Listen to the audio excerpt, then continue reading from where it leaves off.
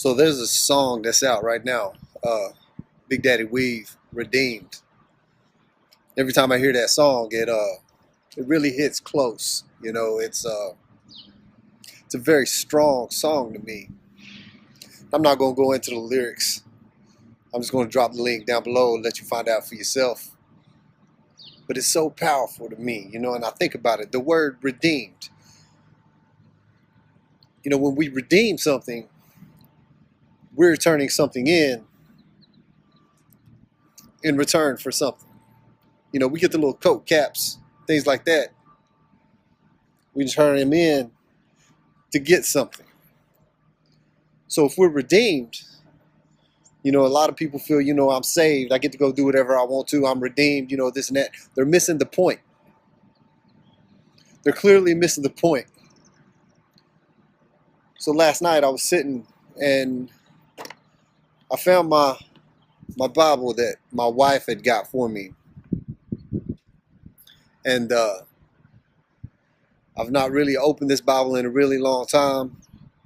She wrote in the front of it. It means a lot to me, so I keep it put up. But I do have some things highlighted in it. And, God led me to go ahead and open it up. Just look through my highlights. And it was amazing. It's shocking to me how God works sometimes. But I'm going to give you what he laid upon my heart.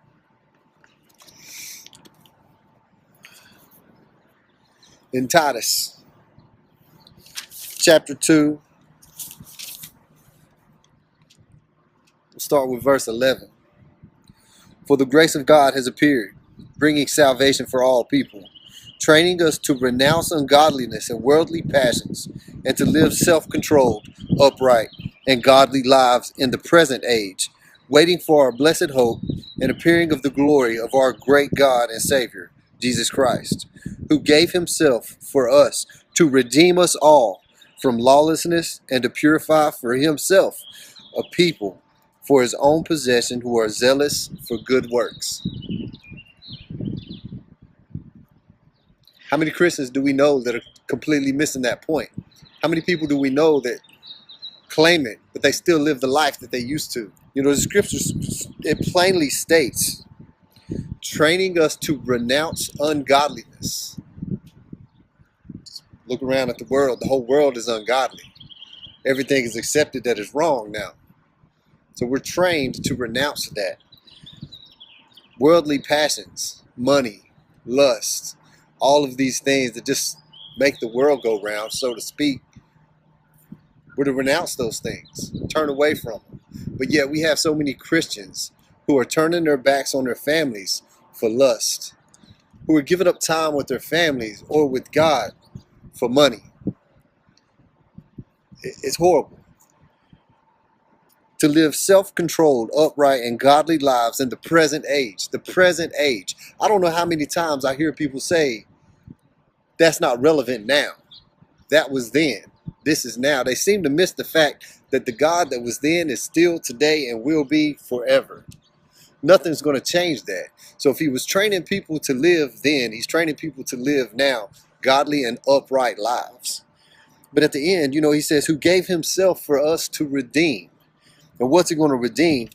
Lawlessness, and to purify for himself a people for his own possession.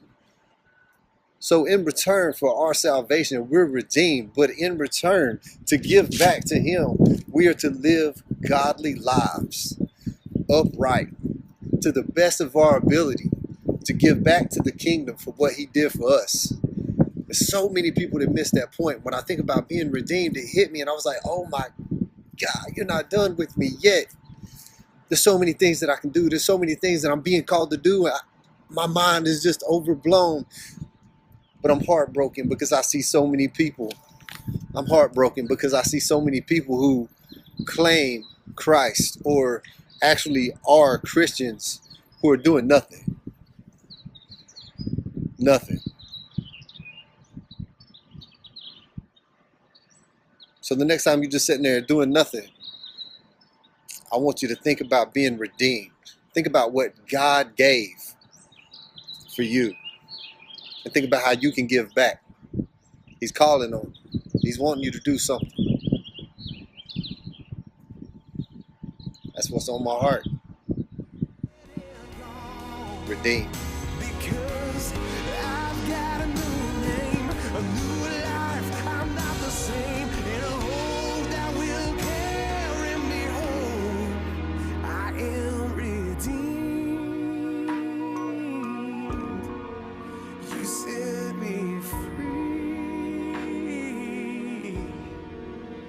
So I'll shake off these heavy chains and wipe away every stain, 'cause I